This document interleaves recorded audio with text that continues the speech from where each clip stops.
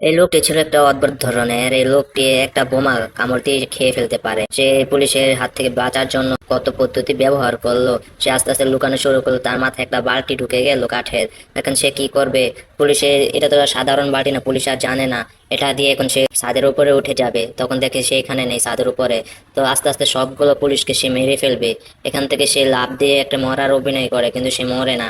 পুলিশে দেখতেছে, দেখে সে কিভাবে পালায়, পুলিশেও চমক হয়ে যাচ্ছে। দেখা যাক। তো পুলিশরা ছিল তার মেয়েকে ফাঁসিতে ঝুলিয়ে দিচ্ছিল, তখন সে কি করবে না বুঝতে পারে ওখান থেকে লাফ দেয়। তো পুলিশরা মনে হচ্ছে সে মরে গেছে, কিন্তু অথচ সে মরেনি।